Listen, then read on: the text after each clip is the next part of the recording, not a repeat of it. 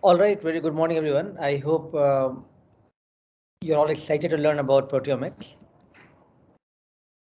So, in the last few lectures, we have been discussing about quantitative proteomics, and you have been exposed to see like how you can utilize mass spectrometry-based data. And then first you started with identification of the proteins. Then now you are moving on to the protein quantification. And what is very exciting here is we are talking about whole proteome-based analysis, and every protein of a given sample, whether we talk about tissue sample, plasma sample, any other organism which you are talking, you're looking at potentially thousands and thousands of protein at the same time. So the power here is that we are not looking at quantifying one protein or five proteins, but rather you are looking at the level of these proteins across thousands of protein in the given sample type. And not only you are identifying what those proteins are, but also you are trying to quantify what happened to each peptide and their level of quantification. And then you are trying to put that data together to see what happens to the protein level quantification based on that. So it's all very revolutionary if you see like how biology was being seen maybe a decade before, or if not at least 2 decades before, that where there was literally no concept or no idea that how we can look at the things at that scale, right? Definitely with the Human Genome Project, it opened up a lot of opportunities for the whole biology to think about at the omics level and think about all the molecules of the life together to investigate. And that's why I think genomics have really proved very powerful, and now proteomics is following that trail and trying to see like how proteomic technologies could be utilized to understand the biology better. So quantitative proteomics, and followed by linking that data to the pathway, the networks, and understanding the biology and clinical details of that becomes very crucial to connect the data with the actual clinical questions. And that's what I think we are trying to connect today in the lecture, when we are going to talk to you about how to take some of the data analysis workflow forward and try to then utilize that data to look into the pathway analysis and try to understand the biology of it, right? So let me share my slides. So in today's lecture, the focus will be on quantitative proteomics, and I'll give you some example of applications.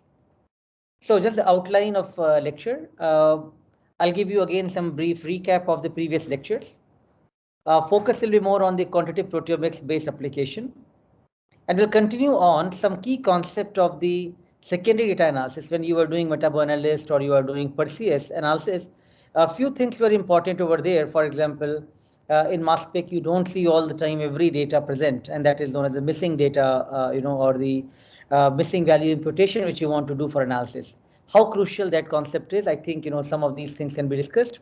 And likewise, as we go along, we'll also take some of the other key points or important points, like what is the false discovery rate in the mass spec data analysis, why you need to look into more stringent data analysis guidelines, and how that can make your data more robust. Again, some of these things we can't just talk in one lecture. We will keep talking as we go along, and just take the small snippets of that in the subsequent lectures after today as well. But today, after my application-based part, the main focus will be the Reactome pathway analysis, because the Reactome database and the software provides the ability to take your list of significant proteins from your Perseus or metaboanalyst data workflow, and then trying to give you some predictions of the potential pathways which are involved.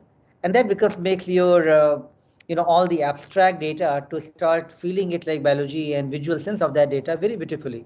So you will be exposed for doing that. Again, Avinash was giving you Perseus demo last time, but we were running short of time. So we'll give you again a refresher of that, a repeat, so that you are also well prepared for today's quiz, which will be based on the Perseus. We have already given you the file. I hope you are able to download the Perseus software in your system, and you also analyze the file. But again, just to make sure that you are still on top of it, you'll be again given a demo for the Perseus today. All right, so in previous lectures, we have been discussing about label-based and label-free workflows. We started with one of the very powerful approach of looking at label-free quantitative proteomics, where we talked about two approaches of looking at peak intensity versus spectral counting. And now we are talking about more label-based approaches, where different ways of in vitro, in vivo labeling could be done. in the lectures, we are focusing right now more about basics of mass spectrometry concepts, moving from the protein identification to the quantification. And now we are going to move towards the more pathway analysis and the network analysis, and how you can utilize to see the data coming to the actual biology part of it. And as we will go along, then we will try to take you forward to see how to validate these type of data sets, right? Because a lot of data is going to come from this mass spec and different workflow which we are talking. But based on this data, how well one could try to validate your analysis, and that's where the targeted proteomics based workflow will be important. So I hope you are getting at least a broad picture of how the lectures workflows are moving forward. So broadly, what we talked to you about different in vitro labeling strategies, where amino acid based labeling could be done with the specific amino acid like lysine or cysteine. These type of amino acids are being chosen for labeling. And ICAT, we talked about one of the powerful strategy, which was one of the first way of looking at the quantitative mass spectrometry based proteomics approach with Rudy Ebertsord and Steve Gagey. They published that work. But then the limitation was that being the bias of the amino acids, whether one should look at entire N-terminal peptide labeling. That's where IE-TRAC and TMT, these type of labeling strategies came forward.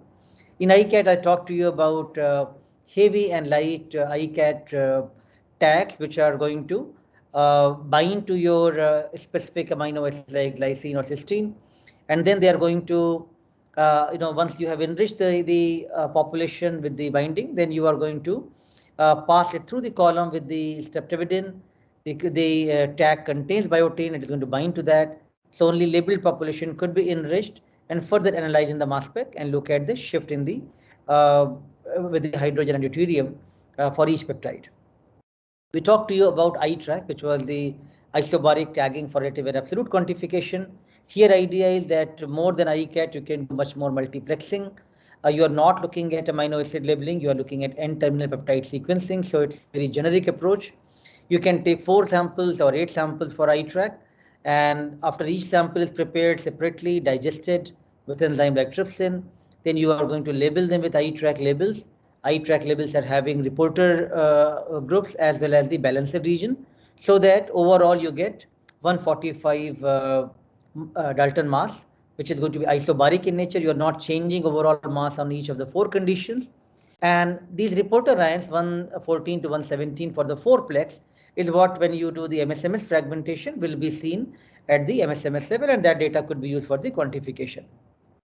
A very similar concept is also being utilized by another vendor, which will be built on the Thermo Fisher from the tandem mass tags, TMT. Same chemistry, same approach, only the labels and the reporter ions are different. This provides a much more multiplexing capability from 6-plex to 10-plex, and now even they have the 14-plex. And as you can see, like from the mass spectrometry data, when you are looking at different peaks, now you can look at those reporter ions.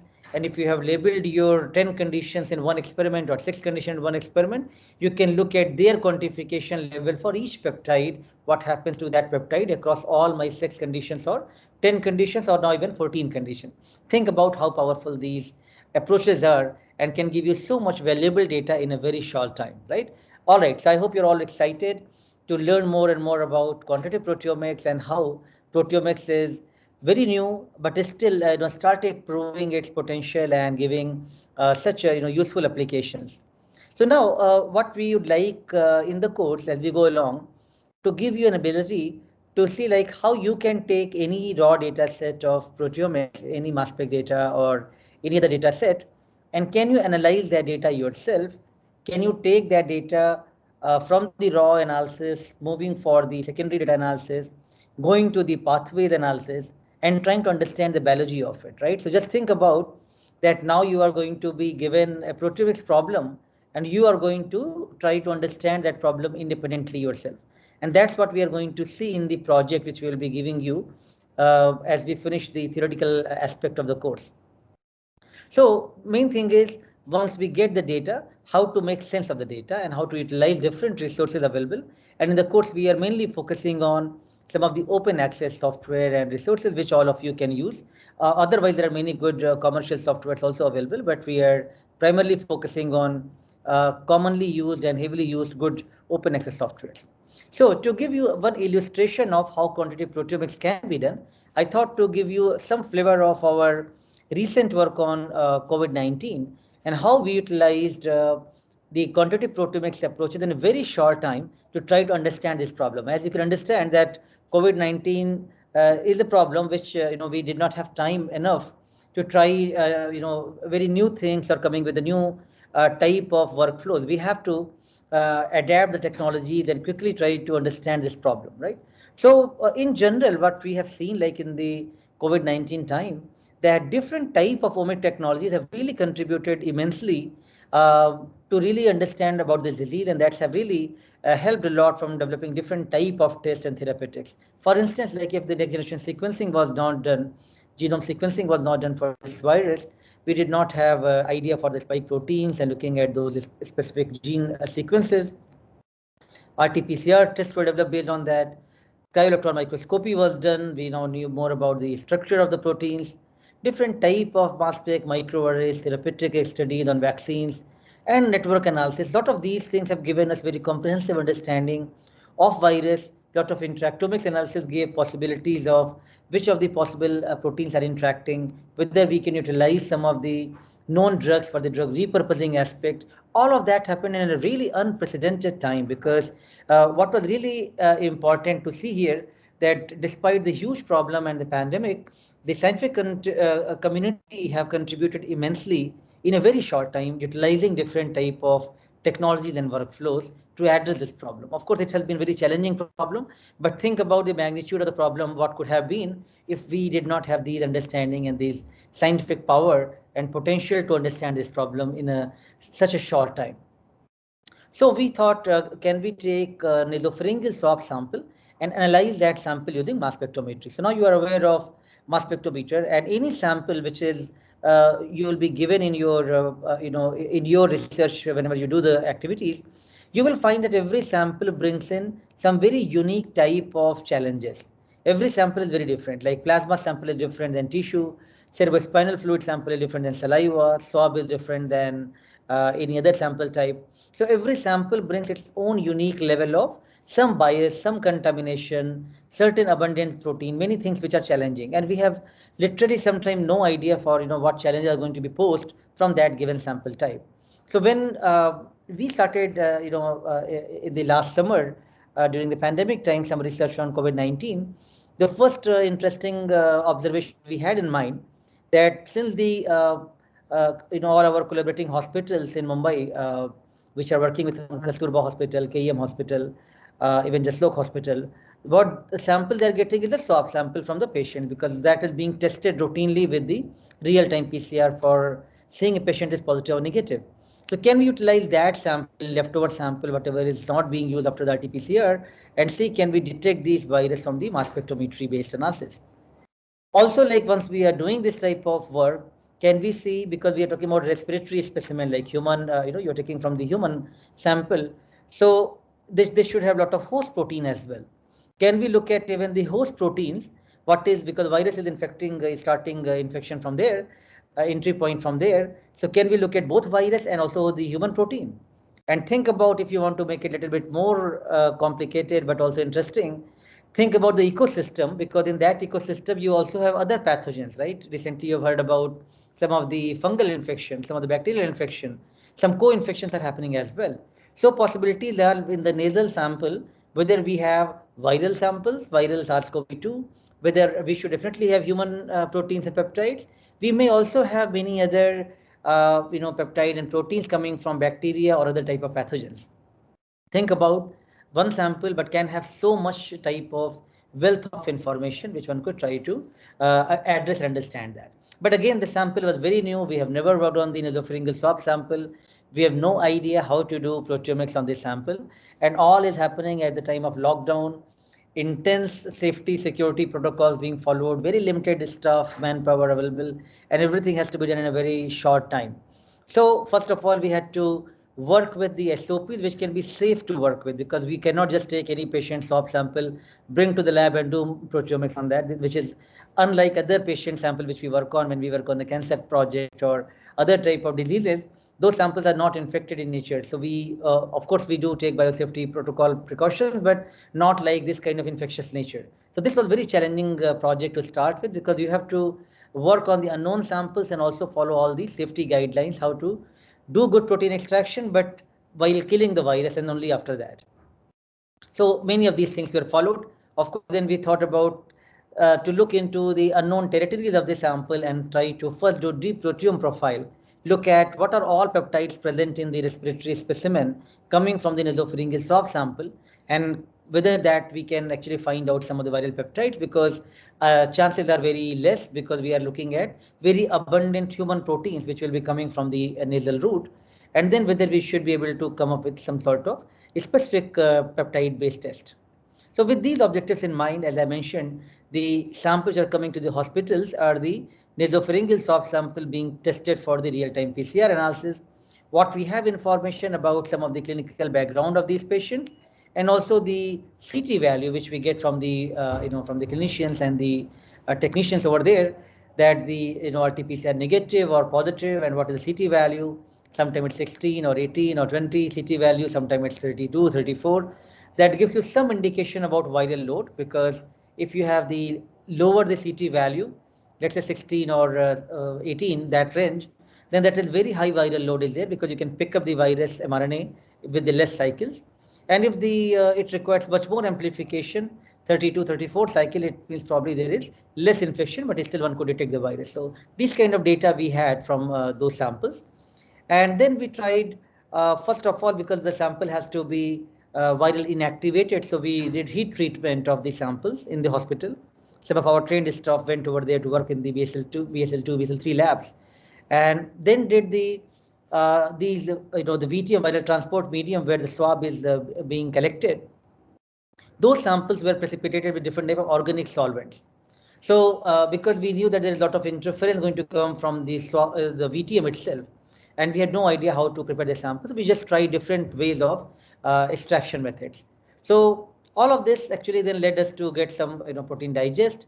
We then clean up the samples after doing the protein digestion, and then ran in the Orbitrap mass spec to look at all the possible proteins and peptides from those analyses. So what we got when we, so again, what is going to be crucial for you to pay attention here, we will be giving you data like this, which will be something coming from a given specific problem, and all you have is some global data, which is the chromatograms, and you will have some idea that this is having 2000 protein and things like that. That's all you will have for your projects as you go along in the course, right? And from there now you have to build everything what I'm going to talk, right? So this is what we will provide you, and after that, rest everything else you will do yourself. So what we did, first we searched that data from the mass spec against different type of databases. So first search was to search the data against only SARS-CoV-2 database. By that time, there were already some published studies and the database was made. So we were able to get the SARS-CoV-2 database. And if not, then you have to look at the genome sequence and you have to try to build a database yourself. So while doing that search, we could see there are different peptides are being enriched in different extraction methods. And when I say peptide, it means one protein of a spike protein may give you several peptides, and proteins like replicase, polyprotein, those give a huge number of polypeptides. So again, these kind of proteins can be very abundant sometimes and can give you multiple peptide sequence. So we could see many unique peptides coming in different extraction method from different SARS-CoV-2 viral protein and those peptides from different extraction methods. Idea was, can we now look at the level of these peptides across different positive and negative group of patients, and these are some of the spike protein and nucleoprotein. And then once we are able to see these peptides, can we take these peptides to the next level of developing some specific test based on this? So again, right now I'm not going to talk to you about how to develop the test and what to do to move ahead with the targeted proteomics or selected direction monitoring assays. That will be some other time in future, but I just wanted to give you some flavor that starting from the sample, acquiring data, looking at database search, now we can get some unknown entities of the new virus which we have never worked with. And then that is going to lead us towards some of the new test development, which we will talk subsequently once we have finished targeted proteomics part. But finally, what this part of the work yielded, that we could see almost 11 peptides which we can monitor very specifically their levels in the targeted proteomics-based workflow. How this is being done, that we will talk in the subsequent part. But now, which I'll talk more in detail about the host response. So, for example, the data which you are analyzing from MetaboAnalyst or Perseus, what is giving you ability that you are looking at now entire data and trying to find out is there any pattern available in the data, right? In a crude way, if you're not biologist, you're coming from the engineering background, which many of you are there right now. So for you, it hardly matters right now, like, okay, in the data, this comes from which type of patients. But what is important for you, are you seeing any pattern in the data? Are there two groups emerging or three groups emerging based on the big data analysis, looking at the intensity of every protein or every peptide across all of my patient groups? Is there any pattern I can see? And if you can see a pattern, then based on that pattern, then you would like to filter the data out and see which among these patterns are the most influencing pattern, which I would like to take forward from my heat maps and try to dig deeper into these and see based on my further PCA analysis and looking at different type of statistical test, can I narrow it down further and see how many are significant with some sort of fold change cutoff. After doing that, now still you are coming up with 50 protein or 100 protein, which looks very interesting to you. And then you'd like to take those forward for both pathway analysis and validation analysis.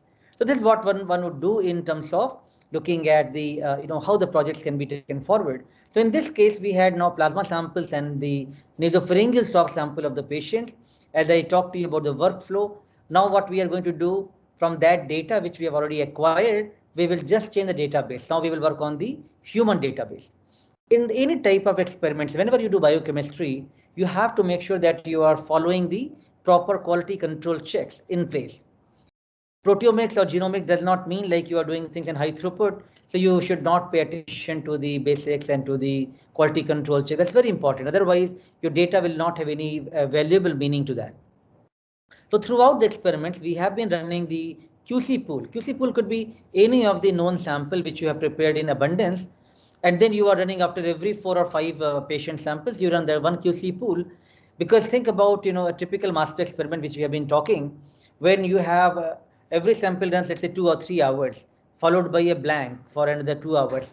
So in a given day, you can hardly run 4 or 5 samples, right, in the mass spec, 24 hours.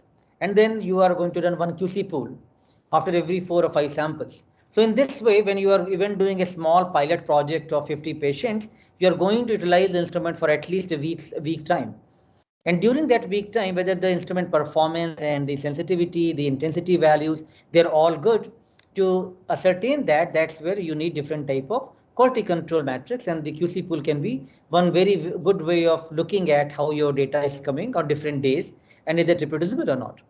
Of course, you can always spike in some synthetic peptides from the different origin, which could be utilized in every run also to look for that. You can always use some of the specific retention time peptides, which can be used to monitor your chromatographic reproducibility. So just pay attention to some of these minute things. If your PhD students would intended to work in the proteomics in future, I think should keep these things in mind. It's not only about your control and disease sample, but also looking at the experimental design, looking at the quality control checks, looking at the different ways of data normalization, how you can use that in subsequently, and thinking about proper ways of standard QC checks and synthetic peptides, which can be utilized later on for the data analysis part.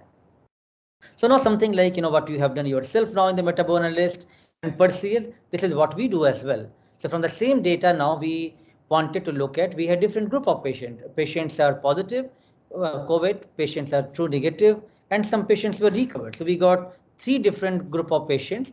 And when we look at the the principal component analysis, what we found that true negatives are quite different, which are in the blue here. Positives are shown here in a different cluster, but many of the recovered actually still map towards the positive. It means when a patient is after 14 days, if thought to be RT-PCR negative, and probably now not having COVID-19 any more symptoms, but still the person might still be carrying some trace of virus or some peptides that is still present, and that's what was seen with the more sensitive mass spectrometry based test. So it means people will need little longer time for recovery, not just after finishing the 14 days of cycle. Yeah.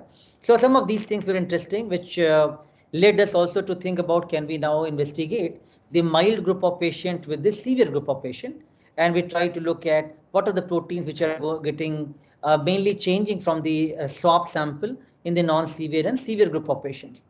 Based on those analysis, this is where we would like to take you today, that how you can now take this data which you have analyzed in MetaboAnalyst and Perseus and take forward for the pathway analysis. So this data is actually from the Reactome.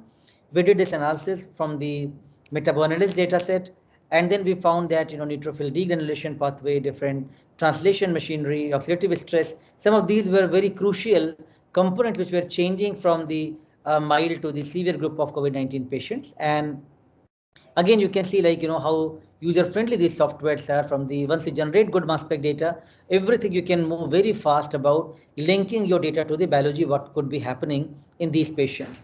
Many protein which we were trying to look at from our data, also by that time doctors were already trying to test in the clinics some of the known clinical protein markers, just to get some indication whether a patient is going to be more severe in terms of the disease progression.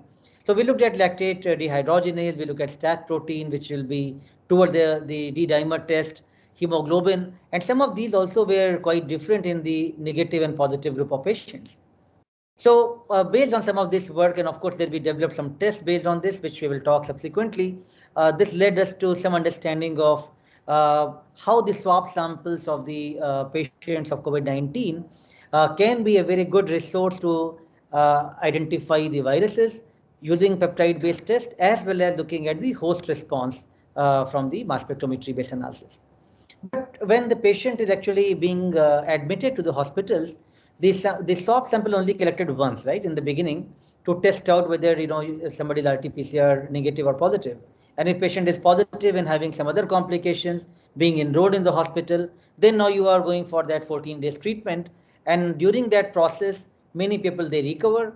Some people don't recover, and some people actually move toward the severity. Some goes to ICU, and we have seen all kind of complications, right? So the test which is being done during that time is based on the blood sample, because that is the easy test which can be done to look at the different parameters of patients, from the platelet count to the hemoglobin level, to looking at other very general biochemical parameter, which helps clinician to understand that how the drug response and the patient response is going for this particular disease. So what we thought, can we look at these plasma samples during different days of the patient treatment from the mild and severe group of patients, and see, do we find any pattern that what changes in the mild versus severe group of patients. We have been working on this type of problem from the swab sample we have never worked on earlier, but plasma sample of malaria and dengue and other type of infectious disease we have worked quite a bit, and we had good experience of doing this entire work, and we had sufficiently good amount of reagents, and the everything was available during that time, because it was, as you can understand, it was strict lockdown. Nothing you can get from anywhere else, right? Whatever you have in your lab, only that resource you can use for doing any research.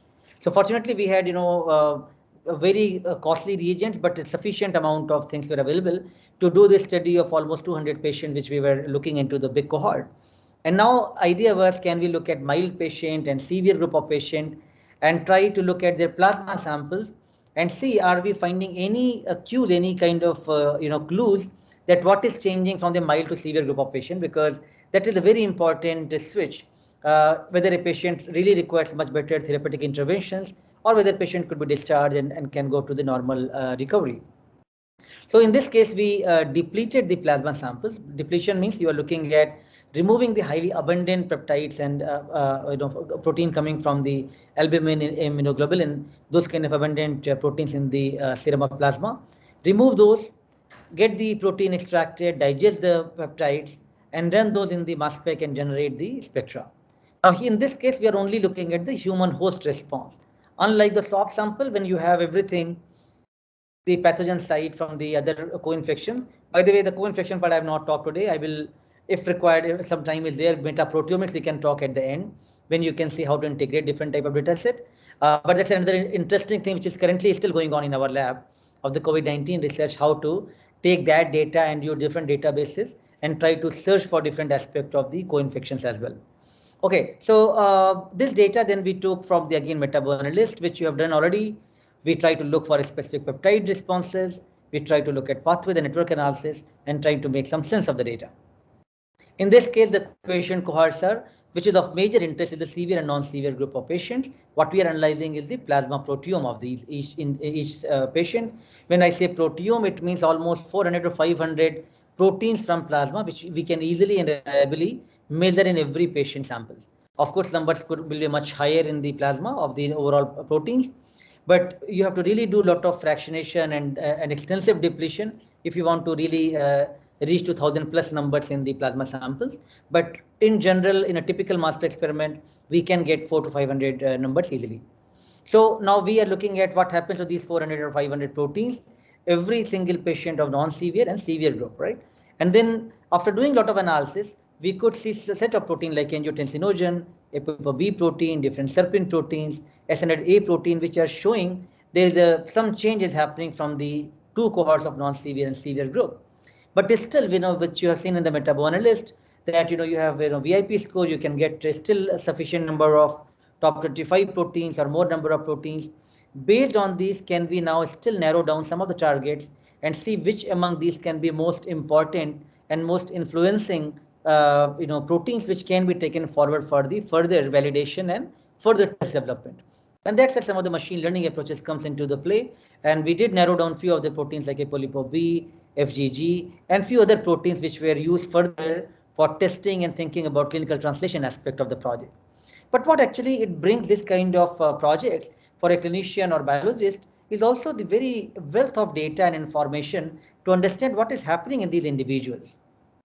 So again, what is the response from the mild patients to the severe patients? What is the our physiological changes happening as the disease is progressing? Because virus once attacks to the human lung and to the human cells, after that 4 or 5 days, let's say you have taken antiviral, virus is going to get suppressed and you will control the virus. But in response to these viral infection, the human system, the host immune response starts working, and that's where you see a lot of cytokine storm being activated.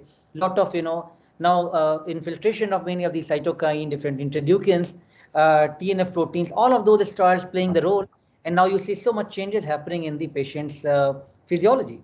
So based on these type of broad overview, when we look at the human host response, we could see there are many proteins are changing in the leukocyte activation pathways.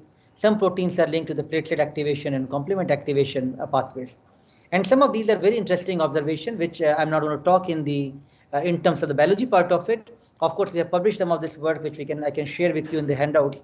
You can go through it if you are interested. But idea is not to tell you what we have done and what we are learning in COVID-19. But idea is for you to understand in a very short time from these type of proteomics data set, how quickly you can move on with the secondary data analysis and pathway analysis to link and trying to start visualizing what is happening inside the disease, right? Think about, so far we were talking about only Excel sheet, we were talking about those black bushes of chromatograms. Now we are talking about beautiful human physiology, how it is changing, and some understanding of human biology, how it is being influenced because of the virus.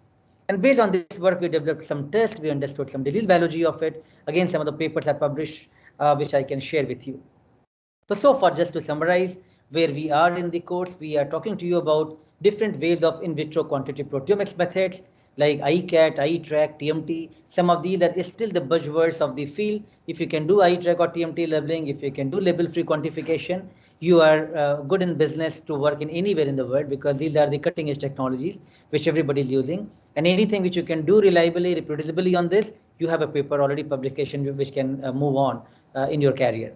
Now, based on this type of workflows, you have been exposed so far and given some idea and demonstrations about metaboanalyst and Perseus. It will be good in your favor to start spending some time on these softwares, explore more about it. I'm sure you can learn and probably explore new features which even we may not be aware of. It's always good learning from both the sides and play with it, and try to explore even some other softwares as well, and see, like, when you get these kind of data set, what all you can make use of that data, right?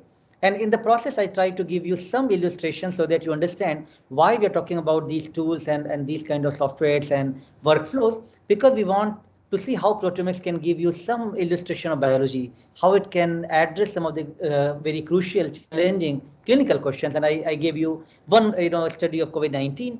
Of course, there's a lot more which we have done on COVID-19. And if the time will permit in the future, I will talk to you about how to take the targeted proteomics-based test again, the case study on COVID-19, how we utilized those technologies in triple quad mass spec to come up with those type of tests.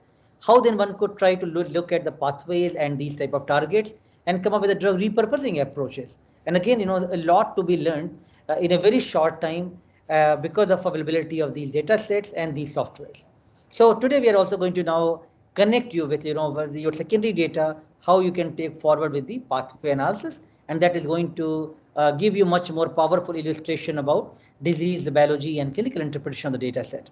So today's exercise is going to be primarily based on the Reactome, but before I think Deep and TS can take over and talk to you about Reactome data analysis, I think Deep will probably talk to you a little bit about secondary data analysis, a few points, and then Reactome illustration will be given. After that, we will refresh you on the Perseus, and then the quiz will happen. All right, that's all from my side. Now, any quick questions from the students? Any questions, any comments?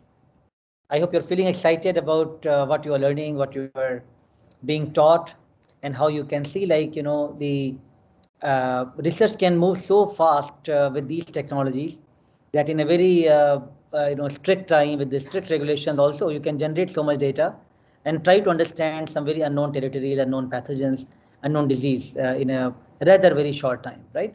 All right, any questions, any comments, students? Yes, Aparna. So when we are talking about the severity of COVID-19 infection, it also majorly depends upon the host response to the infection of the virus. So a similar approach can also be applied to the immune system proteins that are active in the patient as well to determine the severity of the disease and then correlate it to the genome of the person maybe. Right, I think these are good observations and comments. So you're on the right thought process. See, when we were looking at these data set of severe patients, we had also two things in our mind. One is that clinicians have already made some observations by this time. They are doing some indirect tests, like they were testing for IL-6, interleukin-6. They were testing for ferritin. They were testing for D-dimer. They were testing for, I think, CRP, reactive protein. So some of these tests were being done in the clinics. They were also looking at lactate dehydrogenase, LDH. So some of these tests were done like individual tests, like ELISA test and different type of other biochemical tests were done to look at, the high risk mild patients toward the severity part, right? So based on the literature, based on the data coming from different parts of the world, clinicians are also very rapidly, trying to come up with the newer ways of understanding the patients and trying to put them in the high risk category. So these things are already being observed by the time we were doing our work. So we also wanted to see, are we seeing any changes in these group of proteins, which is already linked to immune responses and have been already shown to have some connectivity with the severity. And that's where I showed you a couple of times. We were trying to locate those proteins in our data because we have thousands of protein to work with. Within that protein, are we able to look at least these proteins with known markers to say for indicating about some disease severity progression? So that was definitely we had in our mind as well. But from our unbiased analysis of the entire data set, we could see the immune system was definitely very heavily perturbed. And a lot of things we see in the neutrophil degranulation pathways, which are also linking to the immune response. But in the plasma sample, we could see something much more coming interesting with the leukocyte activation pathway and different type of complement activation things being perturbed. So all of that were adding a lot newer knowledge and giving us further insight that where one could try to focus on the disease drug repurposing aspect or drug targeting aspect, which can be utilized to treat these patients in future as well. So again, it's all very dynamic. We had some clues that by now there are many studies which all indicate that the immune system response is really being perturbed in the COVID-19 severe patients. Some of those markers we have already seen that, but we could also utilize our understanding of the broad field of these patients' physiology and try to pick up a few proteins from different pathways to come up with a test which could really indicate the disease severity aspect of it. All right, any other questions or comments so far?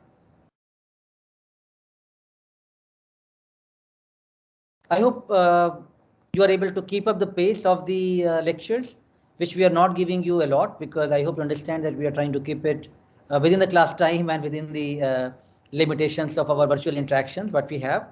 But with that, every time, every class, you have to keep up the pace because the quizzes are moving very fast. So I hope you are able to catch up to that.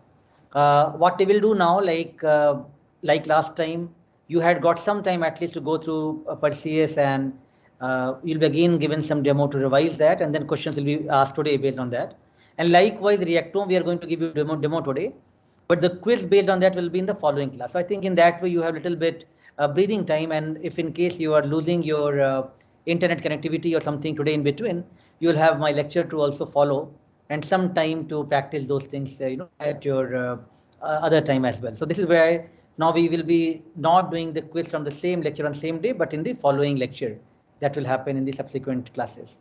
All right, so we have many things to talk right now. So let me now hand over this to TAs, and Deep will talk to you about some of the secondary data analysis aspect, and then we will talk to you about Reactome pathway analysis. All right, over to you, Deep.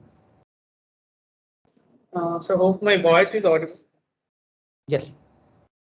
Okay.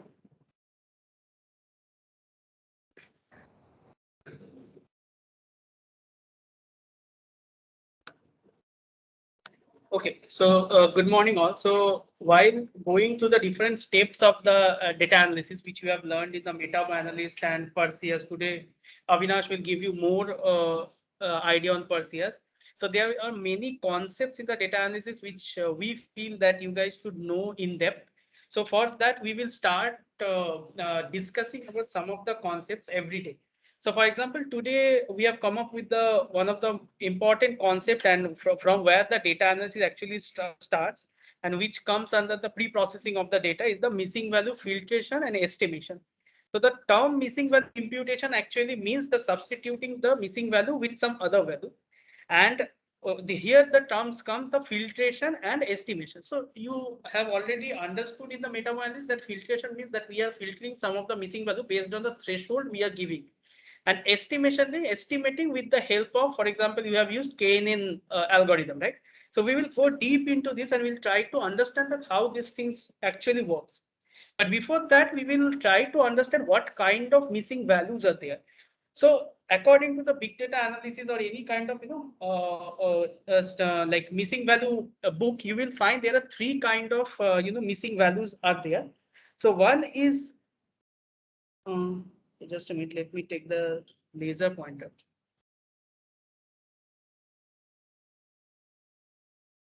Yeah, so one is MCAR, MAR, and MNAR. So these three are the different types of missing value.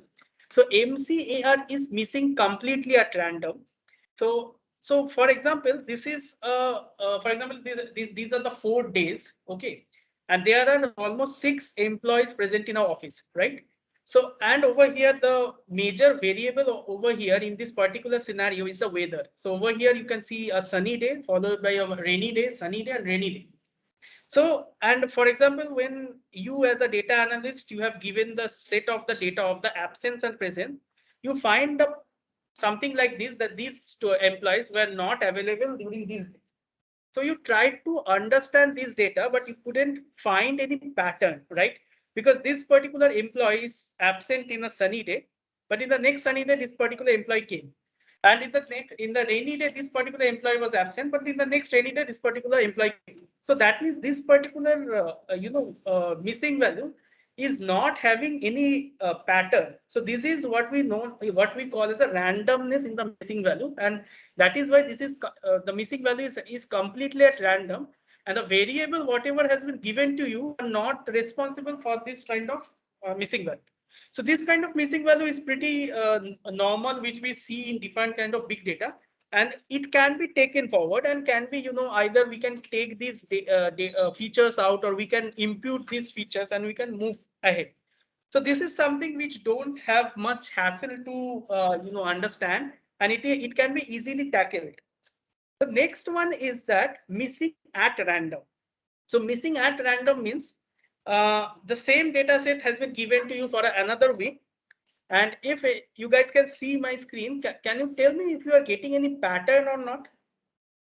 Anybody? There are more missing employees employees on the rainy days? Right. So you can. The employees who are missing at one rainy day are the same who are missing at the next Right. one. So that means over here you can see a pattern, right? So this particular employee has not came to the office after one particular day, right? For one day he has came and another day he hasn't came, and you could see a pattern in the absentees of the employee, and you could see that this is the reason, this is the variable why the employees are not coming. So over here, this missing at random give you an idea that the randomness is based on a variable, right? So this kind of missing value where you understand that there is a reason why this employees didn't came, and you know that this variables is the actual dependencies. So you can tackle this missing value based on the variable, right? So the next one, which is a little bit difficult to handle and is not ignorable in the any kind of data. Hello? Yeah, sorry to interrupt, but I didn't get the random part of this. How is it random? Sorry.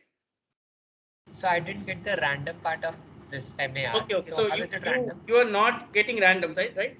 So for example, the random over here, that means that, for example, this particular for example, this particular employee, if we take, so I have taken a very short data set and I am trying to show you. For example, this particular data set, whenever we are taking forward and there is a cloudy day and like this particular employee might have came, or this particular employee might haven't came in the cloudy day, and that particular thing come from the randomness. So randomness over here don't give an idea for a small cohort of data. For example, I am talking here of the 6 versus 6, right? So over here, I am just trying to give you an idea on the basis of the variable. Over here, the variable is playing a major role when the missing is happening at random, right? So I will give you a more idea when the next data sets are coming. So for example, missing not at random is something where the the major pattern you can show in the a data set, but the variable information you don't have. For example, you I've shared my screen. I don't know. Just a minute. Let me share the screen once again.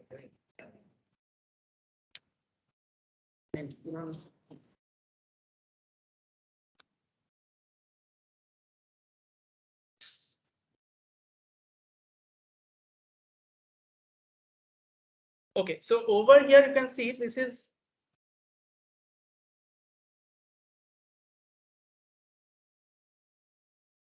just, yeah.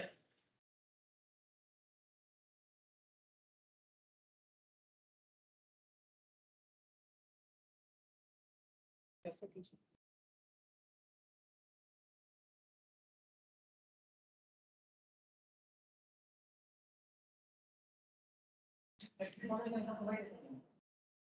Sorry? Yeah, I'm okay, sir, but the screen is not getting shared. Right? I'm changing the slides, but it is not coming. Full screen. Yes.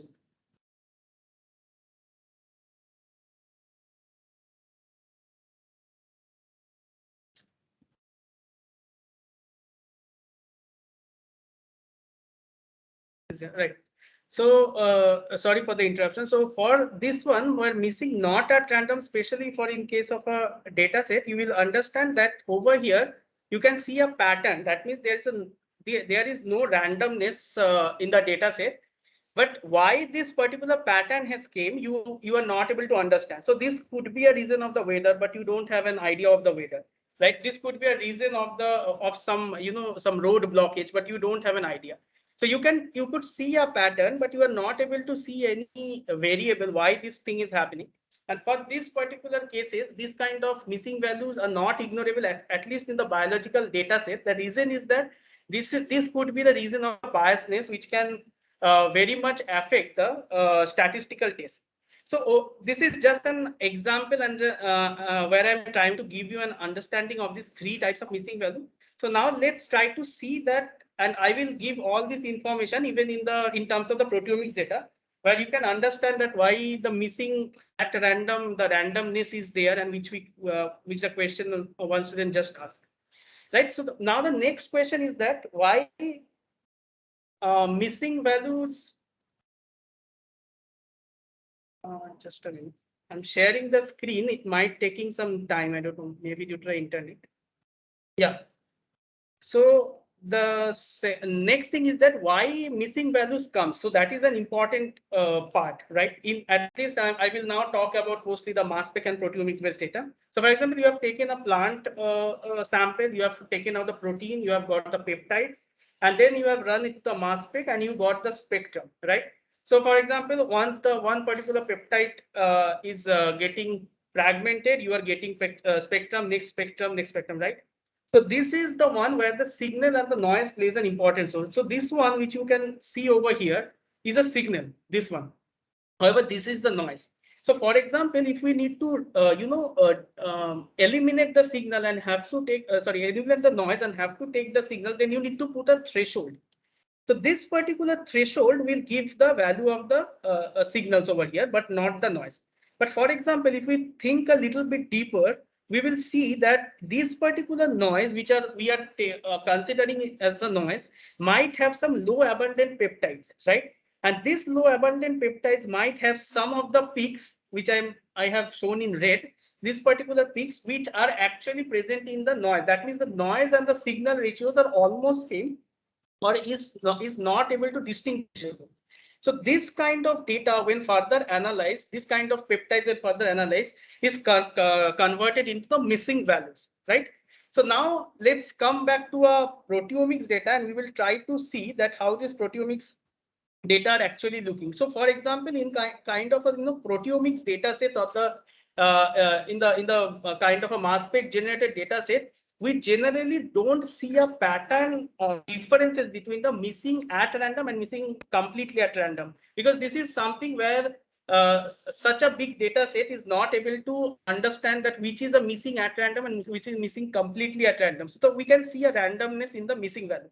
For example, if you see this data set and even a next data set, so you will see that this particular data set, the first one, there is a missing value present in the cells, and we really not able to understand that why these missing values are there, and these are completely random missing values. We don't have any idea.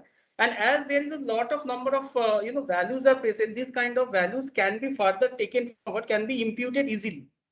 However, in the missing at random, there is a missing value present, and when you have tried to understand, you find that okay, this is a group 1, this is a group 2. That is the reason that there might be a missing value which is present in the group 2. So this particular thing can be taken forward, and different class-based imputation can be taken forward. But I'm frankly speaking, I have seen a large number of data. I didn't able to distinguish missing completely at random and missing at random, because these are something which there is in biology, there is a lot of variable plays a role, especially in sample processing. Lot of variable plays a role. For example, freezing temperature, transportation of the sample and everything. So distinguishing between missing completely at random and missing at random is very, very difficult. So that is why this kind of data set actually taken forward, and we do a missing value imputation without thinking much about whether it's a missing completely at random and missing at random. So these kind of missing values are actually can be tackled. However, the problems comes whenever you get a data something like this.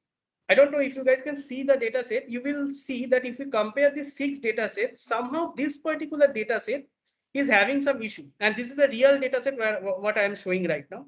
This is particular sample is having an issue. Most of the sample is having no value. And if the values are present, the intensities are very low. So this kind of sample, and we really don't know why this sample has came so bad. So this kind of sample where there is a pattern in the particular sample we can see, and obviously in missing not at random also there are 2 types. For example, one is feature wise and another is sample wise. So what I am showing currently is now is a sample wise missing not at random. We could see this particular sample is having some issue. So generally, we don't take this kind of sample forward, and before any kind of statistical data analysis, we remove this sample. So missing not at random in this kind of level actually should not be ignored. And we should take a call that whether we should take this sample or not, because it will act as an outlier. and might be might help disrupt the different principal component analysis and statistical data analysis, right? I have tried to give you some idea of the missing value imputation, that what are the classifications are there. But the next thing, which is most important part, is that how to deal with these missing values, right? And over last time in the meta-analysis, you have found that we have used KNN algorithm for dealing with the missing value part, right? So actually KNN algorithm does is that I think most of you are aware how KNN works. So KNN is nothing but when we get a a sample which we don't have where a missing value is present, or we don't know the class of the sample, we try to take the neighbors. For example, this is the sample which we have no idea. These are the three neighbor samples. This is from class 1, this is from class 2. For class means maybe it's a grade 1 sample, grade 2 COVID severe, COVID negative, and we try to understand the distance between the sample based on the Euclidean distance, right? So for example, if the coordinate of this sample is x1 y1, this is x2 y2, we try to get the distance between the x2 minus x1 plus y2 minus y1 root over, right? So we try to get the distance matrix, and we try to see that with which sample this particular sample is coming closer to, on the basis of that the imputations happen. So if I just give you a brief idea how the imputations happens, is that when a new sample comes, first we try to see the distance calculator. We try to calculate the distance based on the number of neighbors we want. So here number of neighbors plays an important role, that how much numbers we should give. So over here I have given an example with k equal to 3. So for the KNN, k is the number of neighbors, right? So that how much k equal to 3. For example, if 3 I have given, so that means these 3 neighbors will be taken forward to understand the value, understand the missing value, or estimate the missing value of this particular sample. And then if we feel that this particular k is not working, or the error rate is coming more, then we go ahead with the more numbers. For example, over here this is k equal to 3 and k equal to 4. So that k equal to 5. So sorry, k equal to 3. This is k equal to 5. So that means first the new samples when we get, we try to get the distance calculation, and we get try to find the neighbors. And when we try to find the neighbor, you will see that if KNN equal to 5 neighbors, that means the particular samples take the data from the 5 neighboring samples, right? And if, for example, if the more neighbors are there, for example, equal to, if it is k equal to 30, the number of neighbors that will take is equal to, total number will be equal to 30, right? So now once this particular thing is done, so the next part is that how to choose the value of k. That is another important part, right? So choosing a value of k depends on many things. That there are multiple rules are there. For example, if we have no idea and we really want to see that what is the value of k, so we will take a range from maybe 1 to 20, 1 to 30, and I don't know. Theme is not changing. Let me try to share it once again.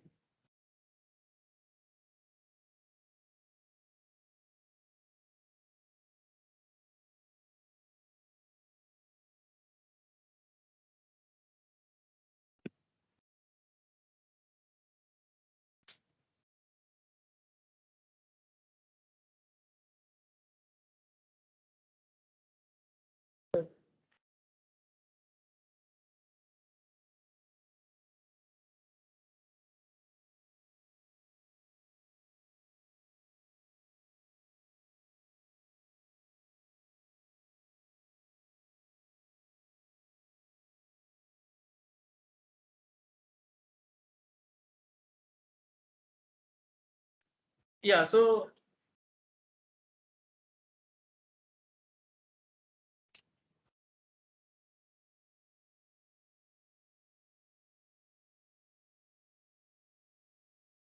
yeah, so I was talking that how to choose the value of k. So choosing a value of k mostly depends on two important or popular method. The first method is that the choosing a range of value. For example, you have chosen a value of k, for example, from 1 to 20, and you are seeing the error rate based on the training that particular model, and predicting the test on the basis of the test model. And you are getting, for example, if I see the error rate over here, you are getting in the 16th, you are getting the minimum error rate, right? minimum error rate, right? So that means over here the error rate is minimum. That means the particular efficiency of the K will be maximum for this part. So next thing is that the value of K can be also be calculated based on the accuracy rate. For example, over here we can see that the value of K is more somewhere near 8 is having the maximum accuracy. So like this, there are different steps are there where if we don't have an idea, we can choose the number of K based on the accuracy rate and the error rate. However, the second part, which is a kind of a general thumb rule people uses, is the square root of n. For example, the number of samples you have, you just try to calculate the number of K based on the square root of n. So these are the two methods we generally use. There are other methods are also there, but generally for the proteomics data also, we try to use this method where we try to get the value of K, right? So this was some small concept that I've tried to give you on the missing value imputation. And pardon me, there was a lot of internet error was there today from my end. So if you have any question, we can take forward. Otherwise, we can move to the next part. All right, thanks, Deep. I think these are, we'll keep talking about some of these important data analysis points as we go along in the subsequent lectures. Let's now quickly move on to Reactome. I think students should also start using their laptops and go to www.reactome.org. And Shashwati, are you going to share some files here for them to do the practice? No, sir. I'll give the demo today so they can practice it in the next class. All right, so we'll upload the demo file after the class, sir. But right now you can show them the demo here.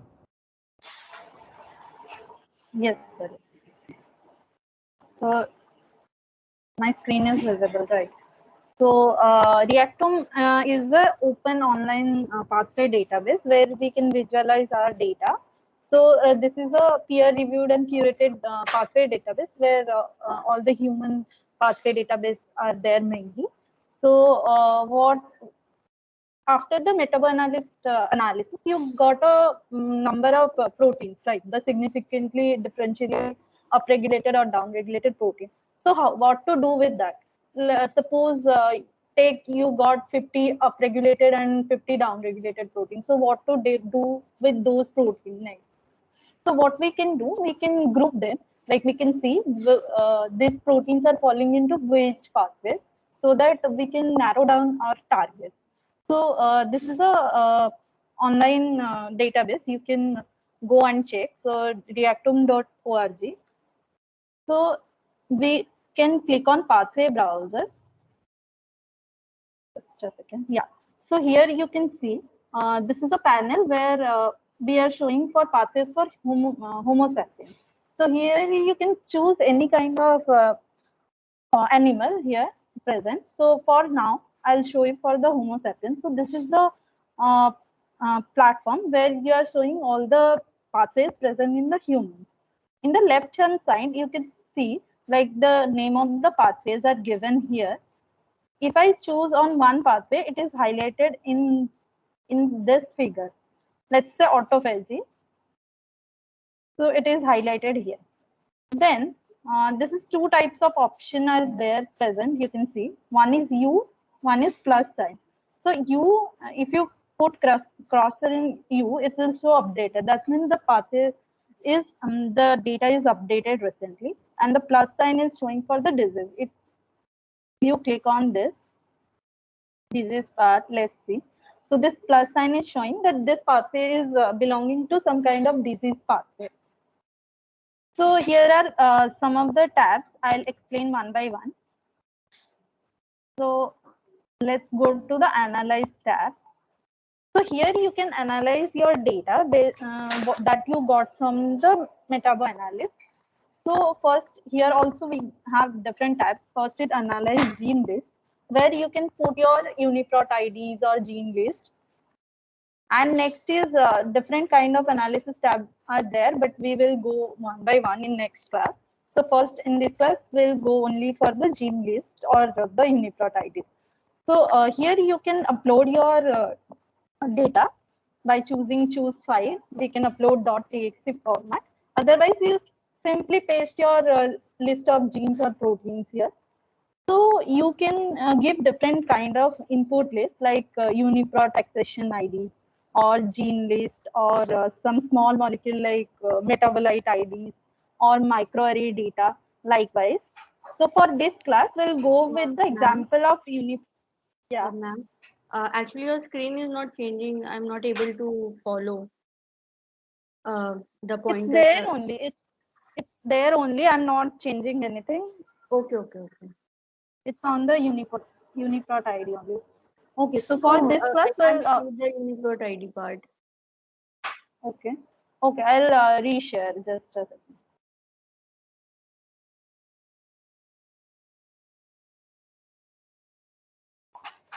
Is it visible now?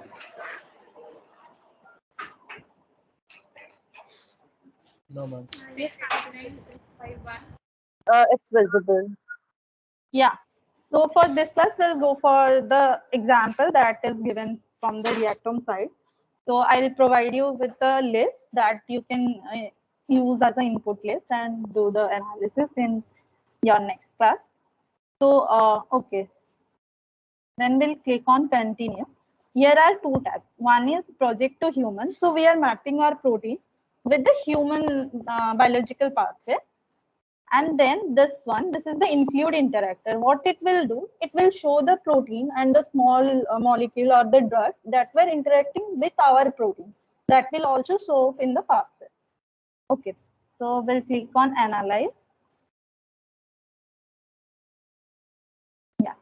So here in the yellow, you can see the pathways which are shown in yellow. These are the pathways which pass our p-value cutoff. Here, this is a tab. You can see coverage. If we'll show the coverage, then many of the pathway will follow in our list of protein, but we don't want that, right? Because we cannot conclude from so many of pathways. So we'll narrow down on the basis of p-value. So the yellow one are showing those proteins which are passing our p-value criteria. So here, these are the list of pathways which are coming, like top pathways which are coming from our protein. And in the left hand side, you can see these are the name of the pathway. And here you can see it's written, for example, for autophagy 23 by 908. That means 23 protein of our interest are matching with that pathway. In that pathway, total 908 proteins are there, out of which 23 of our protein is matching to that pathway. And the FDR value for that pathway. Okay, let's see one of the pathway. I'll click and show you. If you click on one of the pathway, it will take you to that pathway. It will zoom in. And then if you click on this open pathway diagram, then it will focus on the pathway diagram of that particular pathway. So you can see in a very precise manner what's happening in that pathway. Let's take an example. I'll zoom in.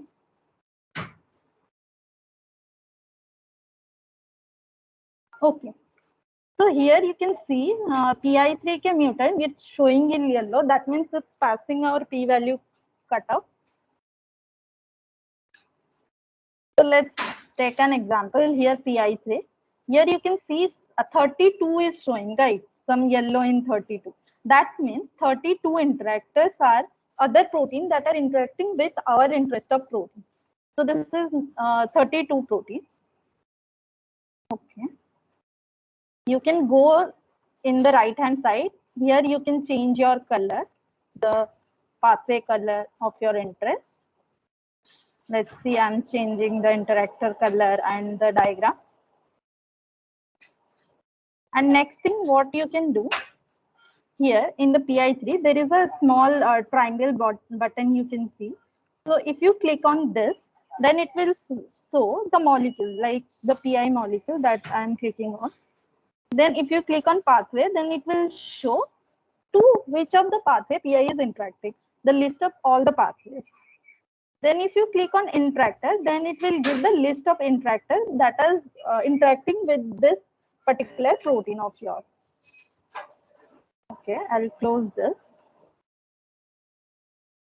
After that, if you zoom in further, then you can see like the structure of that particular interactor and the structure of that particular protein or small molecule. You can see here, and the information about that particular interactor. So let's see if you want to save this image. You identify your interest of pathway and you want to save this image. So you can go to this download button, export down diagram. So here it will save your snapshot, like the particular reason that you want to save. Otherwise, you can export the whole diagram, the whole pathway diagram here from the export diagram page. Okay. So here, if you want to check any particular pathway of your interest, you can check in this way. If you want to return back to the overview of the pathway, then just click here, pathway overview. Then it will go to the pathway overview. Okay, here in this molecule tab, you can see, a second. Yeah, so in the molecule tab, you can see chemical compound, protein and drugs which are interacting with your protein. I have selected PI, right? So it's showing the chemical compound that are interacting with that protein.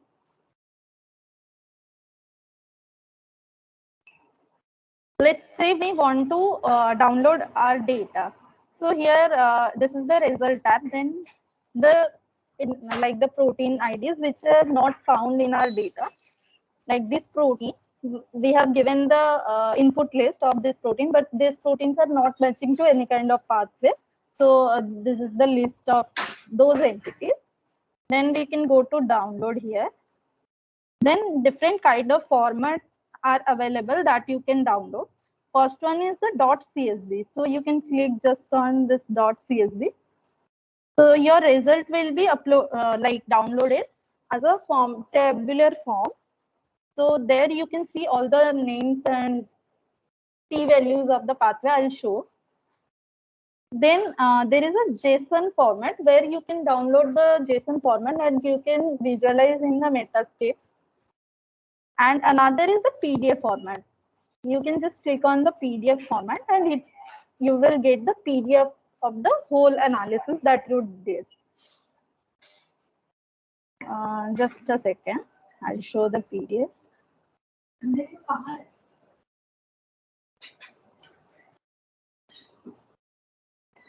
Okay, it will take some time. Meanwhile, I'll open the. Actually, what will be good actually for the students that the Metabo analyst or CS output file what they already have, they can actually practice from the same file with the Reactome.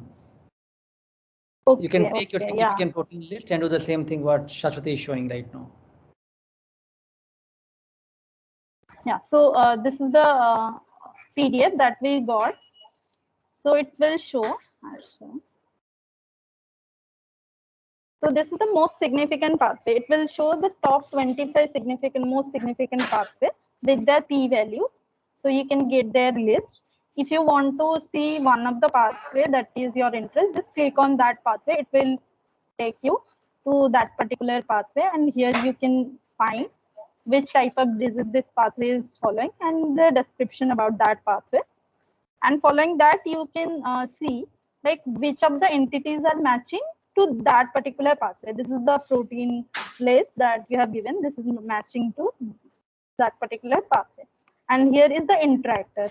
The IDs on the interactor that is mapping to your protein for that particular pathway. Okay, I'll show the .csv file that I have downloaded. So here you can have the pathway identifier, then pathway name, then the entities found that are matching to the pathway. Likewise, you can get the entities p-value, FDR p-value from the sheet in a whole tabular format.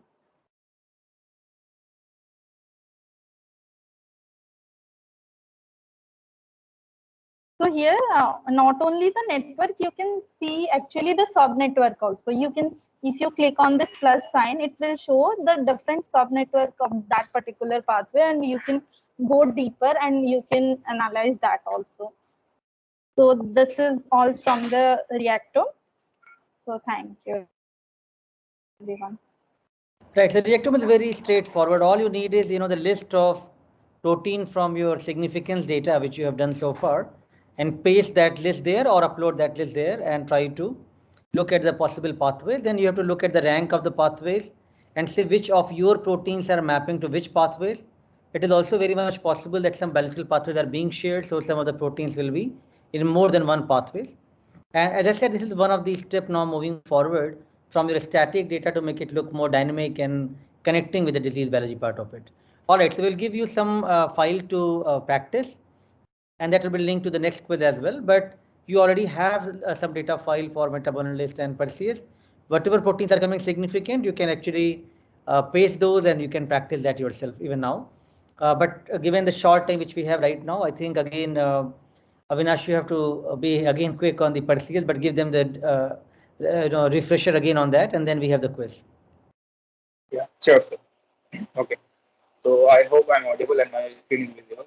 So this is last time I saw you the interface of the Perseus. So before going that, I just want to also show you the how the output file of Max looks. So you can see there is a numerous column. Okay, so we just need a few columns, so we will filter all this unnecessary columns. So this is basically you can here in the loading matrix, you can load any matrix or whatever you want by using a different Python or by using just from the your desktop. So and yeah, also these are basically all the processing tools. So you can select the different processing tools like the Excuse transformation, me, sir. mutation. Yeah. Are you sharing a screen? Yeah, I'm sharing a screen. I can't see this. I think it's your network problem. You can reconnect or you check your connection. Okay. So this is the processing tools, and these are the visualization tool. All the whatever analysis we are doing. So these are the different kind of visualization tools like a histogram and volcano plot, multi-scatter plot to check the correlation, Hawaii plot to check the multiple volcano plot, and other scatter plot to check the correlation of a single sample, and profile plot to check the what are the number of features are coming in the different samples. So this is the workflow. So first I will upload the matrix by using our desktop. So yeah.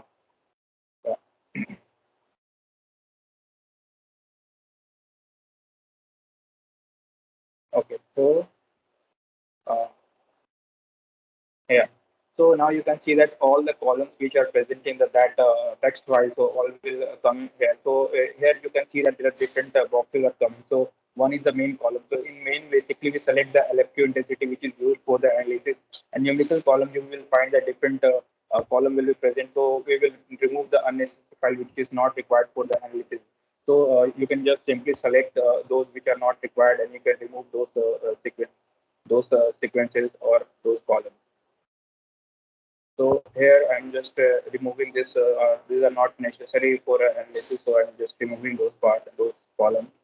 And here these are the basically for negative score, and this for reverse count, and this for potential contaminant. So we will keep that. And for text column, we will remove the major protein ID and this ID. So after that, for a main column, we will select the LFQ intensity column. So yeah, so in this file, we have a total 6 samples. 3 are treated and 3 are controlled. So you can we will select. We have now filtered all the columns which are required, and after that we will select the OK. So now you can see the matrix after those column has been selected. So as you know, so before the going for a metabo analysis or other analysis, you just filter out all the unnecessary features of columns. So first we will filter all the contaminants, reverse sequences, and negative score. After that we will annotate the file, and then further we will go for analysis. So for filtering, you can just go to the filter raw, and here you can go the filter based on the category column. So first, we will remove the potential contaminant. So just by clicking the potential contaminant, we can remove all the potential contaminant. So if to see the previous matrix, so these are the here are the one column. So this is the potential contaminant. So you can see all the features having the positive; those will be removed in this matrix after the filtration. So like same way, we will remove the reverse sequences also.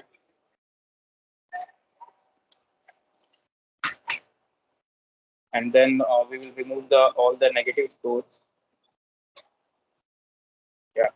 So after that, you can see our sample name is the LFQ intensity treatment one. So we will annotate all those samples by going to the annotation raw categorical annotation.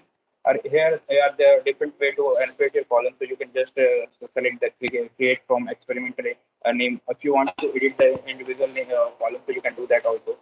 So suppose here we are comparing the treated versus control. So we will select those.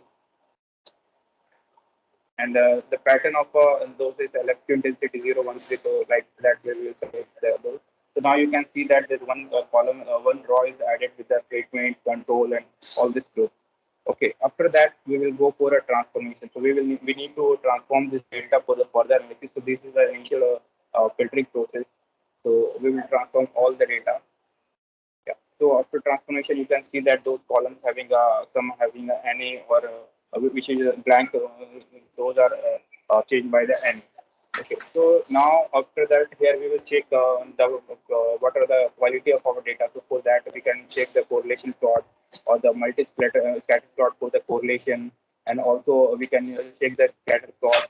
So these are the different graphs you can use to check your data. So this is the basic histogram which show the Gaussian distribution of our data, and this is the basically correlation to multi-scatter plots which show the correlation of your data.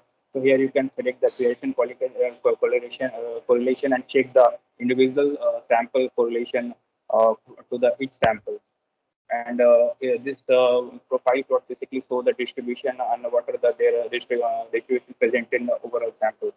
So, and also we can check that by using the Venn diagram. We can also check the number of protein are present in each column or each sample. So here you can see that all the number are similar. So suppose in some cases we have a very low number of high number of samples, so we have to remove those outliers according to our data quality. So here our data quality is good. So we will go for last filter stage.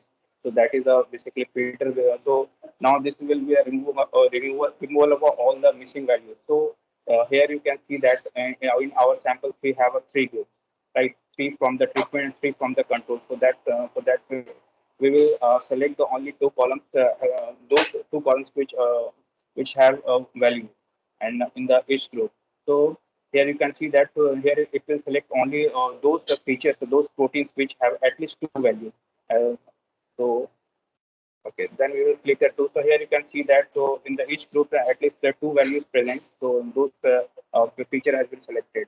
Now again you can check for the different histograms on the histogram and correlation plot and what are the status and how is our sample goes. So after that we will go for the next step, which is the imputation. We will impute by normal distribution.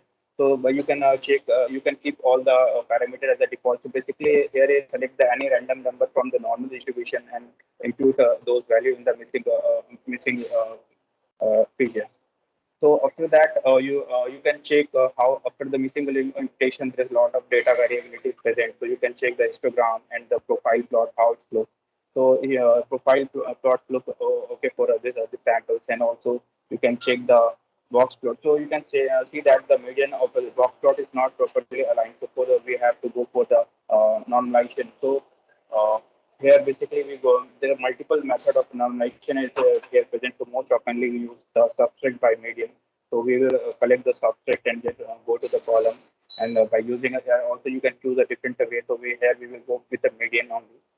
So yeah. So after normalization, you can also check the after box plot and the profile plot how it looks, and you can further go on. So now you can check all the box plot is aligned properly, and distribution of all the samples is properly distributed. So now we will go for a statistical analysis. So that is t-test. So here we will go for two sample t-test. So here we will select the wedge t-test, and So here we are not selecting the any FTR samples because we have only low number of samples. So we can exclude the FDR part because FDR is not applicable for the small number of samples. So here we are only filtering on the basis of the p value. So now after the filtration, you can see that one more column will be added with the Welch t-test significant criteria. So and these all are the t-test pass proteins. Yeah. So after that, we can just go for the volcano plot, and we can just select the volcano plot, and after that, it will generate one matrix, and we can download this matrix. So after downloading this matrix, you can see this kind of matrix. So here you can just simply select the Welch t-test significant column, and you can sort all the t-test pass proteins, and then from those t-test pass protein according to the coefficient criteria, you can just filter your differentially expressed protein. So here I'm keeping the 1.5 as a significant criteria. So here you can see that 1.5 for a positive upregulated proteins and minus 1.5 for a down protein. So this is all the significant criteria. You can select this protein or you can go further reactome. So that's all from on this side. So also you can also go from here to the hierarchical clustering, which is basically a heat map generation. So for that you can just go here and you can refine by using a different setting. You can properly visualize and so there's a different setting which you can use to properly visualize those columns. And here you can give the different clustering to your rows and columns. So by doing that, you are able to find how many different clusters are present in our data. So you can see that in this value, there are different clusters present. And if you also, okay. So actually, I'm just trying to show you there is a one plot. So if you select any cluster, so it will show the pattern of a particular cluster. So there are different clusters and their how their protein are dysregulated and upregulated. So you can select those protein which are t-test passed and do the clustering thing, and you are able to find what are the difference in this different group of protein. So this is also you can download your matrix from this volcano set and go for the further analysis and go for the Reactome as well. So that's all from my side. Now you have the quiz. So yeah, okay. Thank you from my side. If any question, please you can ask. Excuse me, I had a doubt. So in two sample t-test, we have to click paired, right? Because the data. Yeah, exactly. Yes. Exactly. Okay. Yeah, we have to select Oh. paired. Yeah, because Okay, we have fine. the equal number of samples, so we will click the paired. Sure. Thank So you. now we are okay. So now we are moving with the quiz. All right, share thanks, the. Avinash. Yeah. And so file was already given to all the students earlier. I hope you are able to see the handout links and any data file in the video description, every lecture which I'm uploading in YouTube. So the quiz will be based on primarily from that, as well as some conceptual part from my lecture, which is pretty much easy. So that's all for today. Please do the quiz and you can then leave once you are done. Also watch today's video, which I'm going to upload shortly. And over there, I'm also going to provide you data file for the reactome analysis, which you should practice, and that will be used for the next class. All right. Thank you, everybody. We can start the quiz, Shashwati, now. And